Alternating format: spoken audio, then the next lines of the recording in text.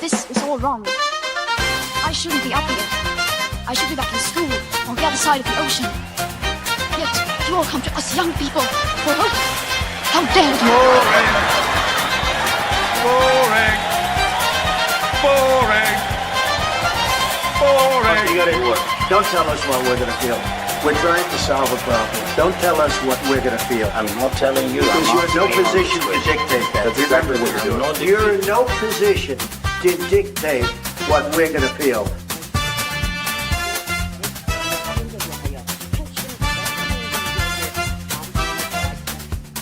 I call again for an immediate ceasefire in Gaza, the return of the sausages, the hostages. Welcome to Lembit and Harry Live here with me, Lembit and Harry, on Unprecedented TV, where we find the facts, kill the spin, and tell it like it is on stories all around the world. And boy, we're going to have an interesting few days. If you're watching this live, then thank you very much. And we are going to be covering the super typhoon over in the Philippines, because our man in Manila, Warren Thornton, has agreed to chronicle it for us. They're predicting winds of 160 miles per hour. 160 miles per hour, that's about something around 220 kilometers per hour, something like that. And he's worried. Warren Thornton, a former military sniper, is worried about the likely impact on his island and where he lives. So we'll be talking to him live later on today, if you're watching this live. Or hopefully we'll be able to cover that on hand, on the ground from him. We do know from past experience, when there's a high wind in the Philippines, high wind in Manila, sometimes the signal goes a bit, but we will try. And that's because we're trying to expand our live news service here on Unprecedented TV. Hopefully you like the service. Other news, after my landmark meeting with Sarah E.V. Clark, who's our woman in Dallas. I met her in Dubai last week. You'll find the conversation in the archive at Unprecedented TV on YouTube. She and I are going to be starting Good Morning USA quite soon. So it's all happening here on Unprecedented. And I'm glad to say Tim Scott's back as well from his journey. So very soon, next week, in fact, we'll be back with Tim Scott Uncancelled, which I'm glad to say gets huge viewing numbers. Lots more as well. Do please subscribe to Unprecedented TV on YouTube. But enough of that. Let's talk about something which really gets my goat every time it happens. It's the COP conference. What's COP, you may ask? That's Conference of the Parties. That doesn't really tell you much more either. It's basically a climate crisis conference, which happens in different places around the world, where a whole bunch of people, most of whom seem to be, in my view, completely uninformed about real climate science, get together. They wring their hands. The poor countries say, give us money, give us reparations to stop climate crisis problems wrecking our lives. The rich say, oh, yes, it is really terrible. We will do something. But then they don't do much either. But all the while, this creeping agenda of a climate emergency is affecting people's lives. I put it to you that there is no climate crisis. I'll be talking with our guest today from Net Zero Watch about whether I'm right or not. But here are three ironies. First of all, 50,000 people go to these conferences. 50,000, they fly.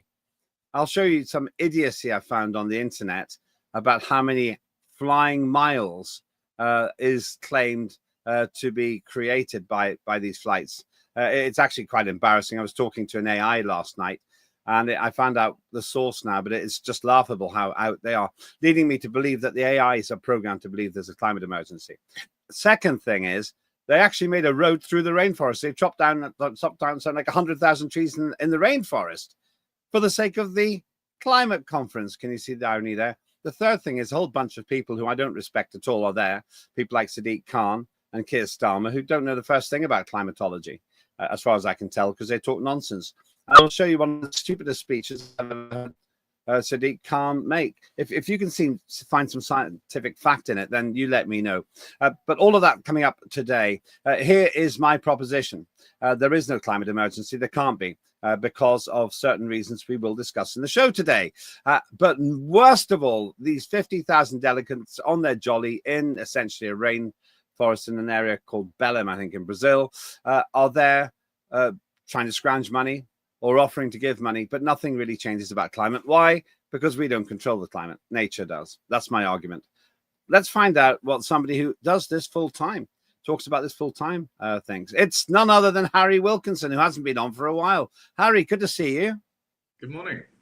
I don't think you've been on since we started with that new opener. No, I don't believe I have, but it's very good to be here. Thank you for having me on, Lembit. It's always good to see you. Let's understand, what does Net Zero Watch do? Well, Net Zero Watch is a campaign organization, and it campaigns for cheaper energy prices. That's at the heart of this. The climate change agenda has been eroding Britain's industrial competitiveness through high energy prices, and that's what it wants to stop. And we also have the Global Warming Policy Foundation, its sister organization, an educational charity that I work for as well, which is looking at a more balanced and rational approach to climate change. What's the name of that charity again? The Global Warming Policy Foundation. Right, GWPF. Columnist says, good morning, Harry. It's a massive psyops, says Columnist. We'll find out. And money laundering as well. Okay, let's get down to it. My understanding is that the COP30, as it's called, I believe they had 30 of these conferences, Conference of the Parties 30, it's all about lots of people from all over the world, 50,000 people flying into one place and telling us that there's a climate emergency. Have I missed anything? Well, I'm going to do something maybe a little bit unusual today and be really generous to the whole process. We're going to ignore the road that they've carved through the rainforest. We're going to ignore the tens of thousands of flights and private jet flights that they use to take there. But let's just take this conference on its own terms. It was set up to supposedly get the world to reduce its emissions, but has it achieved that? It hasn't achieved that. You know, we see that each year emissions around the world continue to rise, and that's a good thing because it's a result of many developing countries in particular wanting to grow and doing that and developing industrial capacity.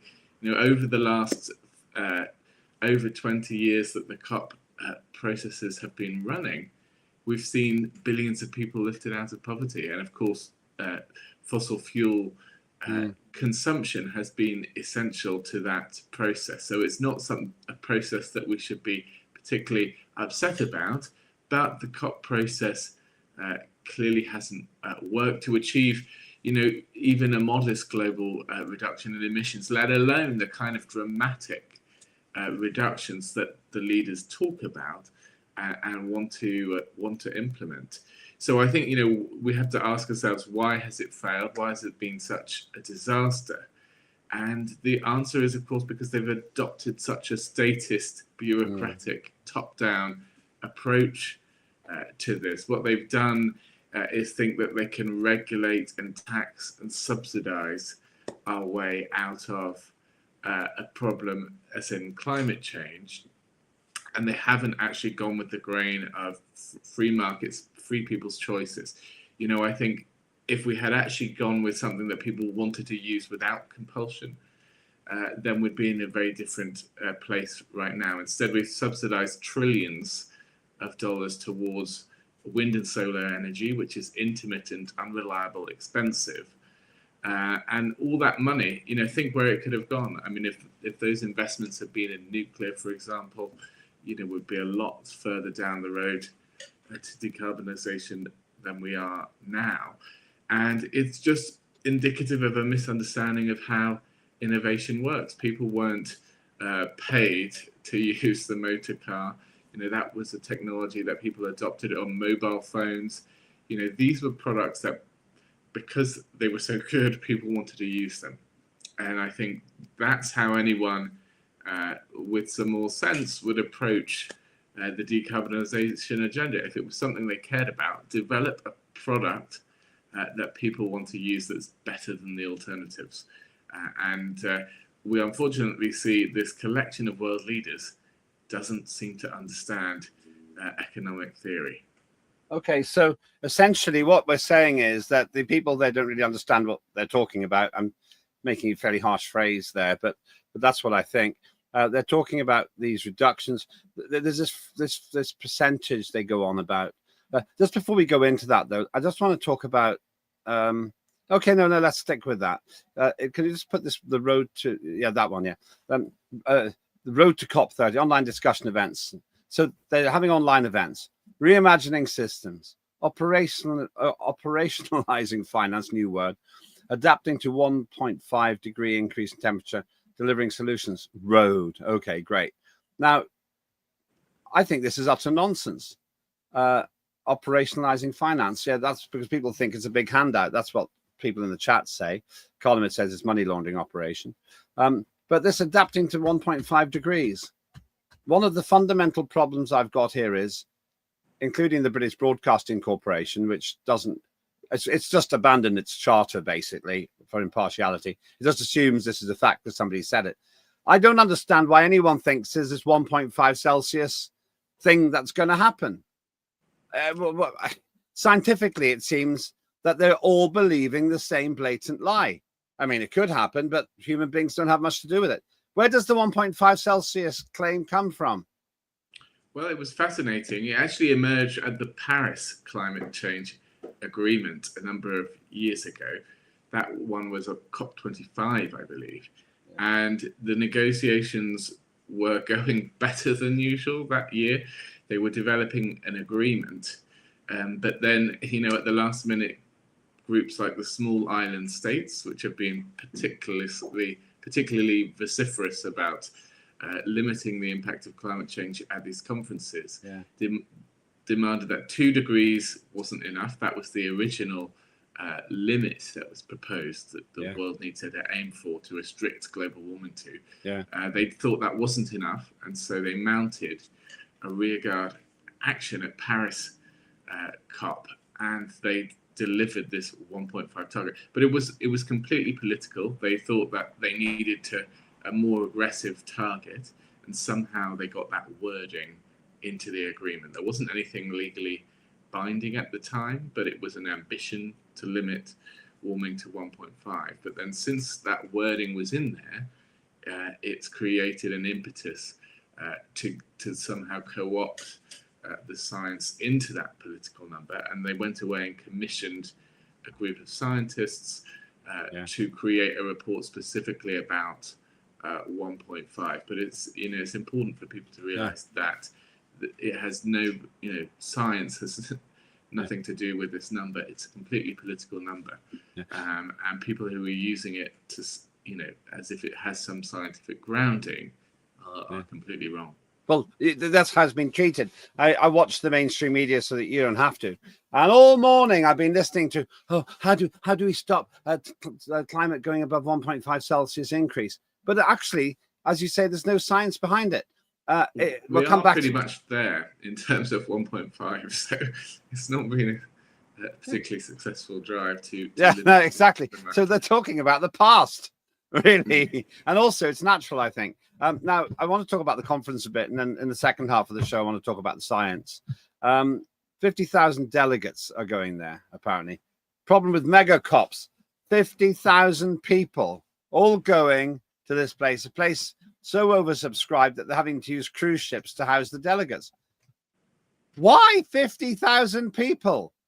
Right, if you have roughly 200 countries in the world, obviously 40% of them aren't going, but even if they all went, why do you need so many people from each country?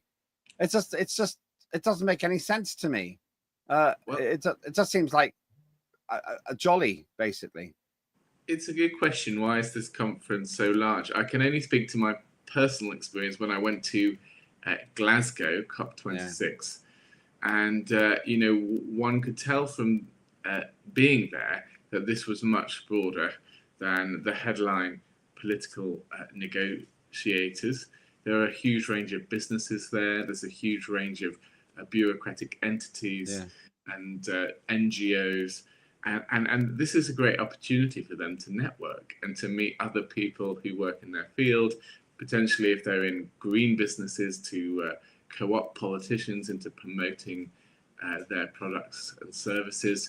So, this is a big opportunity for a lot of people. It's a very important networking event. And in most industries, people are dealing with this as a business matter, but when it comes to green business, there's all this virtue that's alongside it.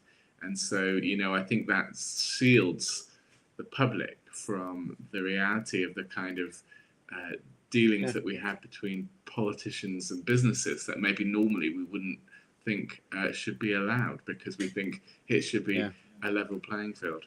I mean, that's 250 people a country.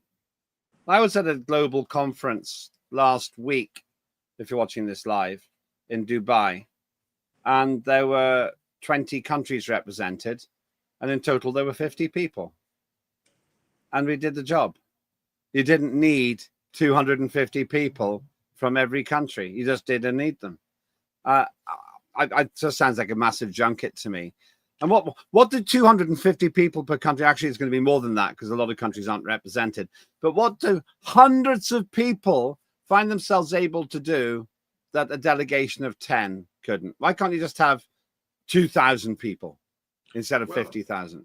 I think take pity on one person here, which is the American taxpayer. It was clear at COP 26 in Glasgow that a large proportion of delegates were from the United States. I think this is probably going to be no different when it comes to Brazil. There's a huge amount of NGOs, probably funded by the American taxpayer, who can achieve a nice little holiday to Brazil for this conference. People from other countries don't necessarily have the resources that they have in America to send quite as many people as they do. But whether that's actually privately funded or publicly funded is a question for the American people to decide how worthy this is of spending so much money on.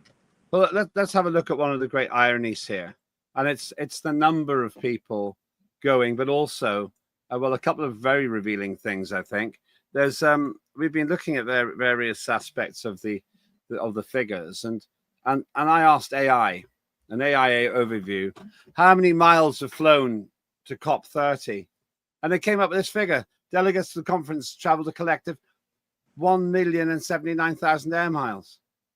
Well, let's say it's a million. Okay, 50,000. A million divided by 50,000. This is AI for you. They all flew 20 miles each return.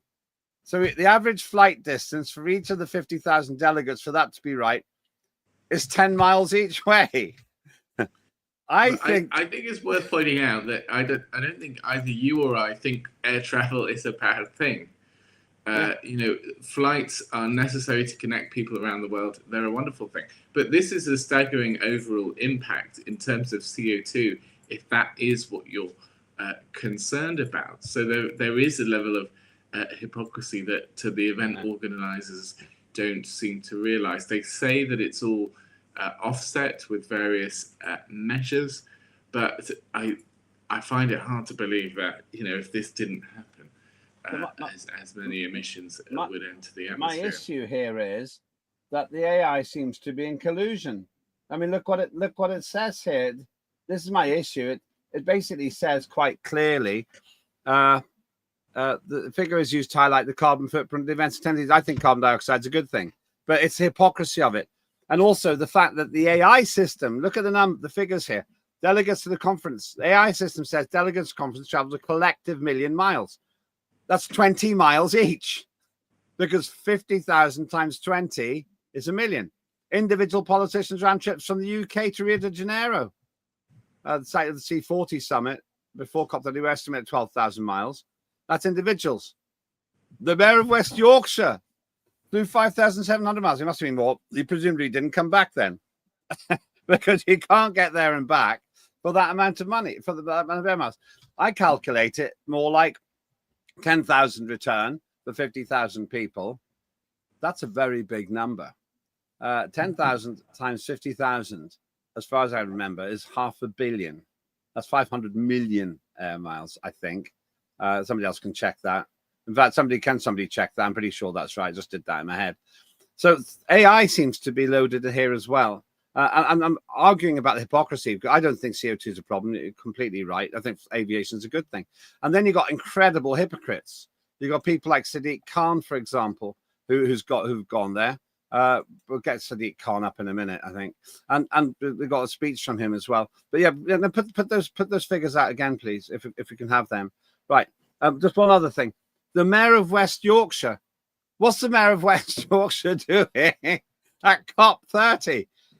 Is there something I don't know? Has West Yorkshire become a major industrial power or a nuclear power or something? Well, why is that person there?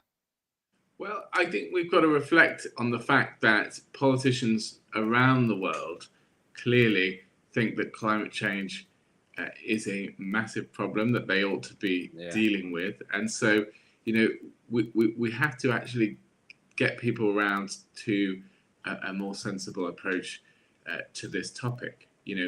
This is a reality and we can't change that. But what we can point to are the incredible things that are happening worldwide in terms of safety and resilience from extreme weather events. We've never been safer.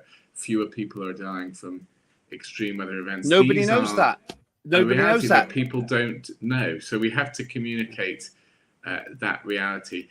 And Bill Gates, and this is an important point, Bill Gates is now on our side.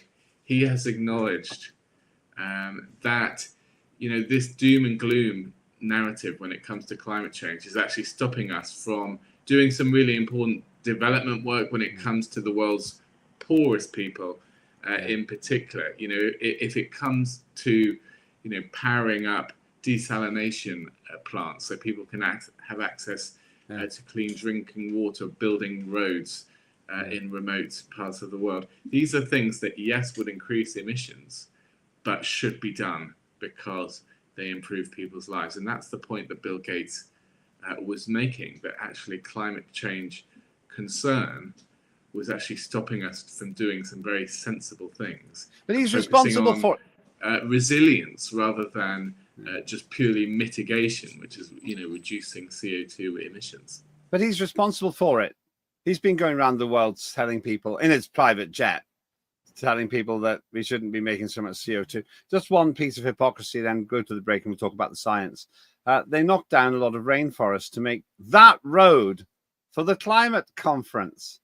Now, once again, I don't have an issue with improving local infrastructure, but the irony is phenomenal. 100,000 trees, it's estimated, knocked down just to make sure the delegates can get around a bit more easily.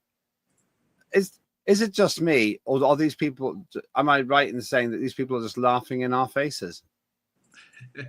Well, when you see the choice of venue, it's hard not to conclude that. But I think the more likely explanation is that these people are just so sucked in by the stories that they tell themselves, that they're helping the world, that they're improving people's lives, that they're actually saving people from a catastrophe.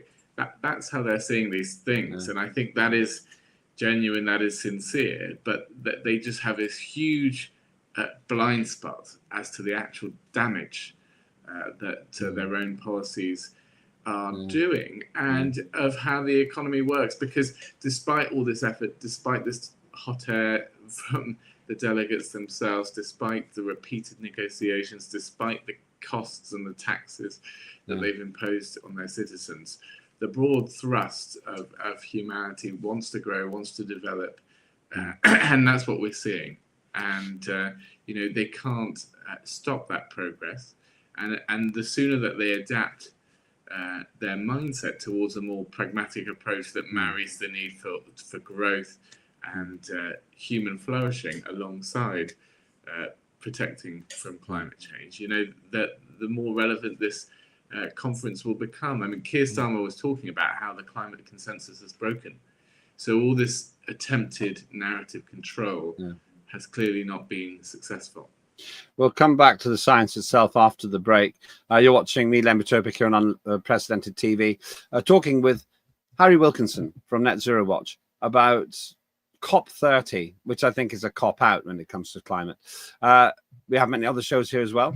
And a couple of new episodes of Live and Let Die with me and my good old friend Mark Oaten, where we argue. I say he's not very liberal. He says I'm not either, but in a different way. Watch this.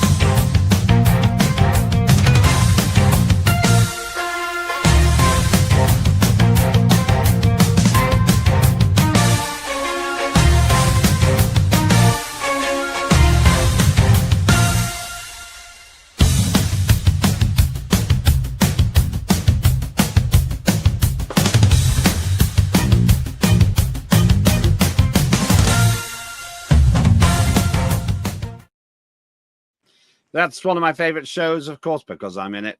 Do watch that, and you'll find it in the archive. Please subscribe as well at Unprecedented TV on YouTube. We are expanding rapidly now. Hundreds, well over 500 shows there already. We've lost count pretty much. But thank you for watching, and do subscribe. It really makes a big difference to us as well. And it costs you nothing. So I'm talking with Harry Wilkinson from Net Zero Watch. Once again, big question for you, Harry. The science here, I don't think, is understood by various people. One of the most obvious people is this guy.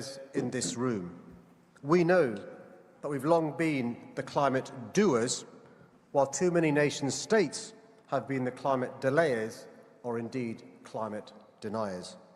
But the challenge we face today is stark. It's no longer simply a case of climate doers versus climate deniers. Now it's an existential fight between the climate wreckers and us, the climate defenders. And let's be clear, foremost among the wreckers is the President of the United States of America. Someone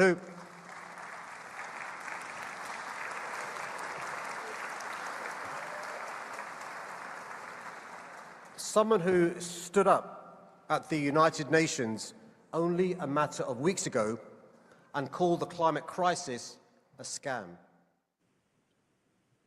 But it is. There wasn't a single scientific fact in what he said. Sadiq Khan, who has absolutely no right to be there as far as I'm concerned, because he hasn't got a clue about true climate science, doesn't even understand the difference between pollutants and CO2. The guy's flown himself over there. So you were going to say, Harry? Well, this is reminiscent of so much rhetoric that we hear about climate change that really frustrates me. And it always presents this as a binary choice.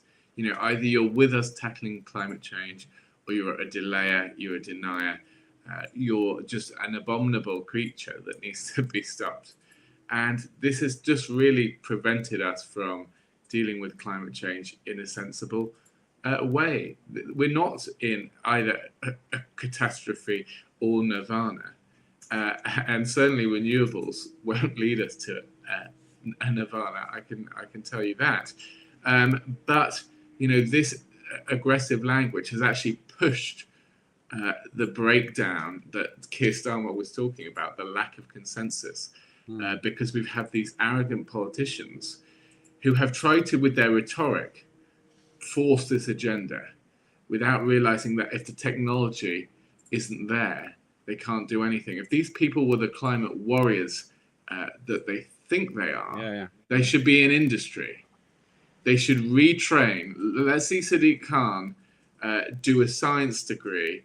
Let's see him, develop new energy technologies that can actually reduce emissions cheaply and create reliable energy for people. That would be an incredible thing, and he would have a lasting legacy for the world because he would have created something that people would want to use. But of course he doesn't do that, and none of our politicians are doing that. They think they can just tell people, don't live abundant lives, don't do the things you want to do. We're going to tax it, we're going to make your lives smaller. And this is the mindset we've got to stop. This is the mindset that's so toxic, because it will limit, and it is limiting our lives. Look at the results in the UK. We've lost so many jobs in our energy intensive industries. We're paying more than almost anyone on our energy bills. Even people who would have considered themselves middle class are now struggling to keep the radiators on for too long because they're worried about the cost of their energy bills. This is just such a diminished state of living that people are having to experience. And energy costs and high energy prices caused by this climate agenda has been a massive part of that. I mean, this picture that we saw a minute ago, there it is again. Sadiq Khan clocks up nearly 28,000 air miles this year. That's 12,000-mile Brazil climate trip sparks. It's the hypocrisy of it. I'm involved in a global NGO, the one that met in Dubai recently, but mostly 95% of what we do is online. And we don't have a problem with that. We have regularly have meetings of approaching 100 people. I'm sure we could have 1,000 people in our meetings and we'd be able to manage it. But these people, they fly around saying, oh, well, you've got to stop flying, but not me. And his preachy nonsense there didn't contain a single scientific fact. You're right. These people are scientifically illiterate, but they're wrecking our lives. They're wrecking manufacturing. They're wrecking our quality of life. In fact, Colin says that 15-minute cities is one of the problems here. Gravy train. And it'd be nice if each home was self-sufficient and didn't have to rely on cartel energy companies, but that's not going to happen. So people like him annoy me. They make my blood boil. I've been studying climatology for 48 years, since I was 12. That's a third of the history of climatology, by the way. He hasn't. He doesn't know what he's talking about.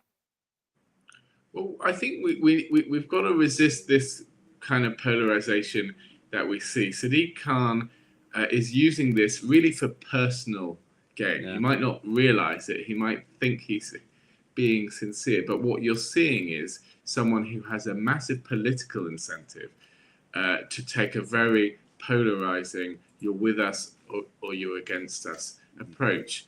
And, you know, we see that with the left and the right around the world today, that either something has to be a complete and total nonsense and all part of a conspiracy, or either, you know, you have to adopt this very moral cause or you're not a moral person. And I think people are really tired of these reductionist kind of narratives. That what we're getting from politicians today is just, you know, it's not sophisticated politics. It's just reducing things to, you know, with us or against us kind of stuff. And I think the public are wanting something different. They're wanting a more nuanced approach to climate change and a whole range of other policies. And, you know, politicians have to step up to the plate. It might be easier for them just to adopt this kind of language, but it's not responsible, and the public deserve much better.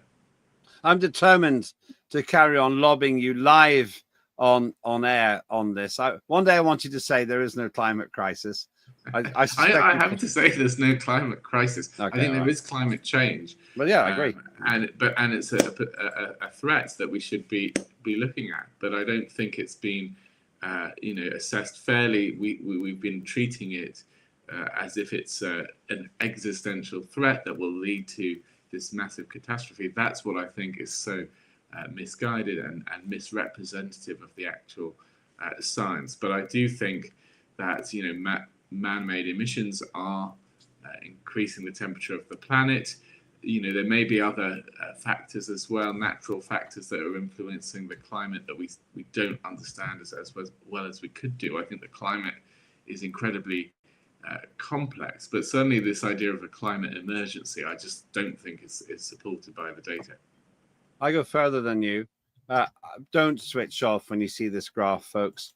But that's don't switch off. I'll just tell you, that's a correlation. I know you're laughing. I've shown it to you before. I've actually sat in pubs showing it to you. I know, because I'm trying to indoctrinate you into my way of thinking.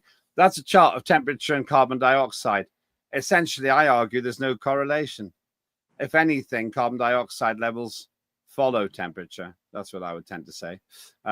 So temperature goes up. If you looked at a graph of the last few 100,000 years, there is a much closer correlation. People might say that the CO2 is lagging behind the temperatures, but certainly that correlation is much stronger. But, you know, something that climate scientists will tell you is that, you know, we can tell from the atomic structure of the carbon in the atmosphere carbon-13 molecules that are different from carbon dioxide molecules from natural sources, so that they can be quite confident that it is in fact human emissions of CO2 that are responsible for that rising concentration of CO2 in the atmosphere. That doesn't necessarily lead to a temperature response, but it does give you confidence that the rising concentrations of CO2 that we are seeing is because of man-made sources.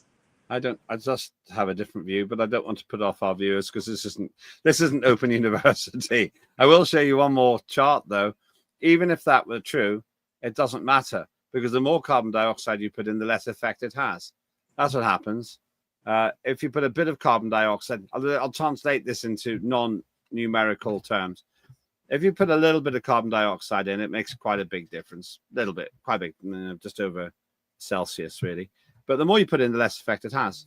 So you have to put in a ton more to get a tiny little increase now, just because of something called logarithmic decay. The more CO2 you put in, it doesn't increase the effect, it reduces the effect of extra CO2. So actually CO2 kind of sorts itself out. Eventually you can put tons more in and it just won't make a difference. So even if you were right, and I don't agree, but even if you were right, carbon dioxide is not a problem. Well, I think there's one thing to say here, which is that most scientists would accept that there's diminishing returns. That actually, you're looking at what's the impact. There's a concept known as climate sensitivity. What is the impact from a doubling of CO2? What is the temperature response from that? And most climate models acknowledge that on its own doesn't get you to the kind of extreme warming that people are talking about. What's concerning scientists is what are those feedbacks? When you have that initial warming from the CO2, then how does that interact with factors like clouds, moisture, water vapor, and other issues to warm the climate? And the argument is that with these additional feedbacks, there is a stronger warming impact. That being said, there are now a huge range of climate sensitivity estimates out there, some of which are actually on the lower end of maybe just 1 to 2 degrees. We've seen over 1 degree already. It may be that there's less than a degree more of warming to go. Time will tell. We will eventually find out from observing temperature trends, but there's clearly a range of scientific forecasts out there, from the more modest to what would be a much more significant level of warming to deal with. All right, well, CO2, we're going to have to go for dinner because I'm definitely absolutely determined to show that CO2 is not the problem. Incidentally, you know as well as I do that at the equator, water vapor is 90 times more important as a greenhouse gas than carbon dioxide. Carbon dioxide is almost irrelevant. So why aren't we dealing with water vapor? Because we can't. We can't. Well, I mean, the reason why water vapor isn't thought to be driving temperature changes is because of the limited amount of time that it stays in the atmosphere. The water cycle is quite rapid, but once that water's in the air, it condenses into clouds. It then rains, and it doesn't stick around for as long to be able to influence the temperature over time. So even if we just were to artificially generate lots of water vapor somehow and create artificial volcanoes, for example, when there are big volcanic eruptions, all that water vapor can actually have quite a big impact on global temperature. But what we see is that impact is significant, but it's very short-lived. It doesn't lead to lasting changes in the climate. I'm going to hit you with one numerical broadside here. You won't be able to respond. I'm not going to leave you on the spot. But it's a very simple answer. Every year, nature and humans put together put 168 parts per million of CO2 into the atmosphere. 168 parts per million. But CO2 goes up by 2.5 parts per million. which means 155.5 parts per million, are reabsorbed every year. Don't give me this bunkum that CO2 hangs around, because in the worst case scenario, almost all of it's gone in proportion. That means that human beings are putting 1/10 of an atom of CO2 extra a year per million atoms of atmosphere. Well, I mean,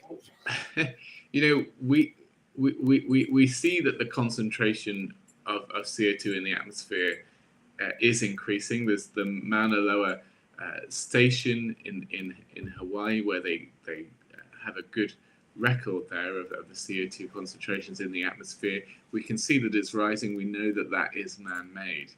No, we don't. Yes, we don't know it's man-made. No, No, Harry, we don't. We do know it's man-made, because we can see the atomic structure of the molecules are different from natural sources. Yes, there are massive natural fluxes, both in and out of the atmosphere every year, but it just takes a little bit over the top of what's being absorbed to then be increasing that concentration that we see.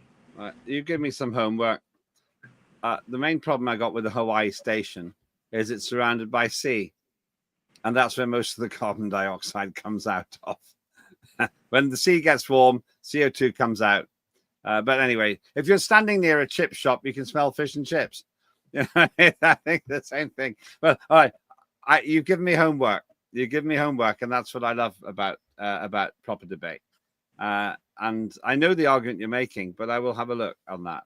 I think it's fake, but I don't know it's fake, so I'll have to look at that. One last area then. How much faith do you have in the man responsible for greening our country? And he probably won't have seen that at all. But first of all, right, we agree, hopefully you don't deny science, that the more CO2 you put in, the less effect you have. So that's a really important point there. To what extent do you think that this man understands it? Can we just add, there he is, hang on. Leave him there. Ed Miliband, the man who's responsible for having an encyclopedic knowledge of everything we're talking about. He'll know, if you're right about Mauna Loa, he'll know about the logarithmic decay of CO2. He'll know why it's really ridiculous to try and bury carbon dioxide, the gas stuff. Oh, no, maybe he doesn't. What do you think? He's a man who does obsess relentlessly about climate change. So who knows how much research he's actually done into the science. You may well be right that it's not enough. If he understood it better, maybe he would adopt the alarmist rhetoric, not quite as much as he does.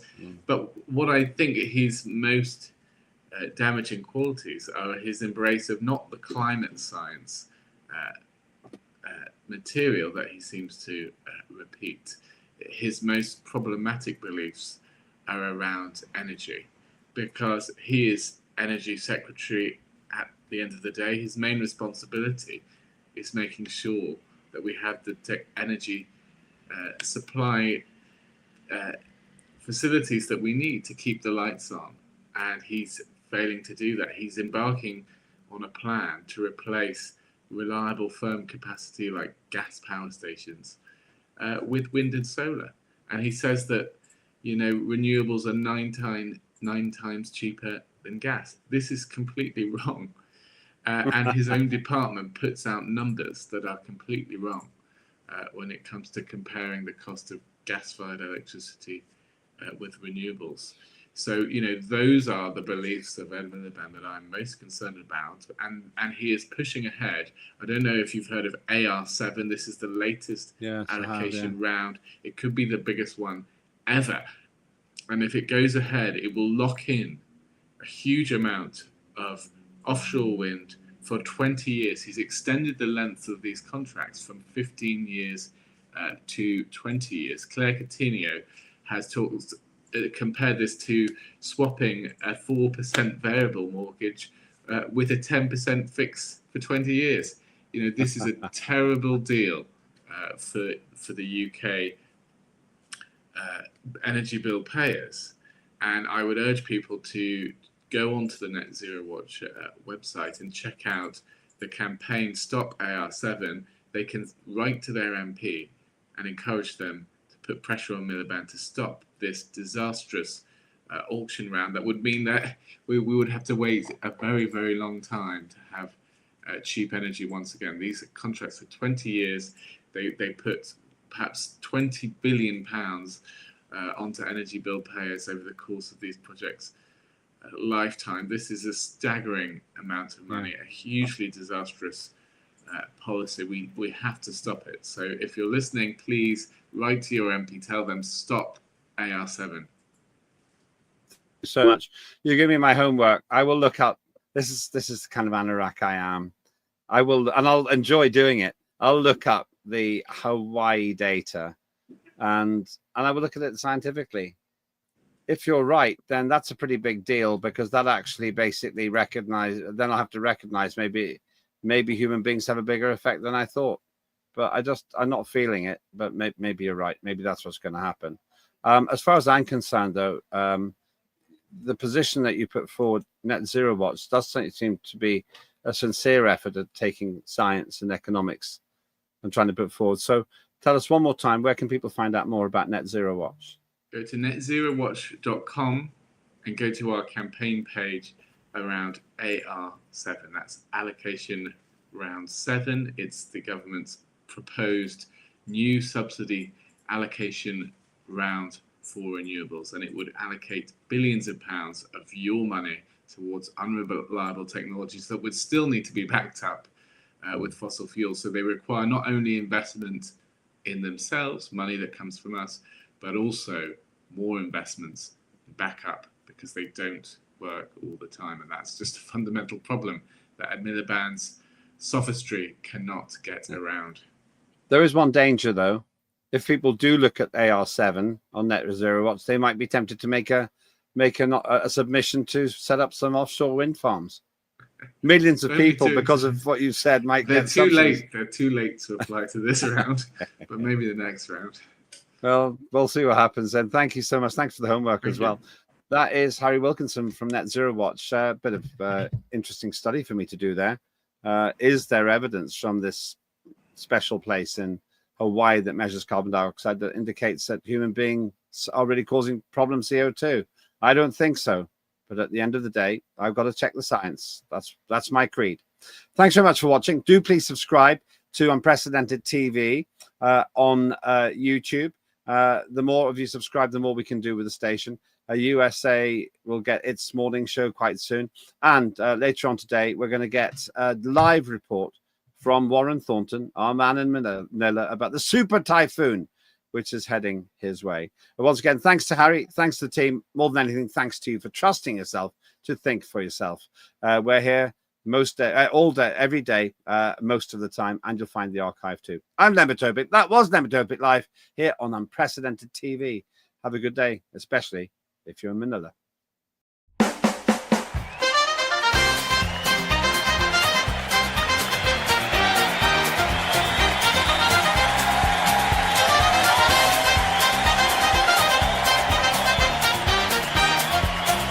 Immediate ceasefire in Gaza.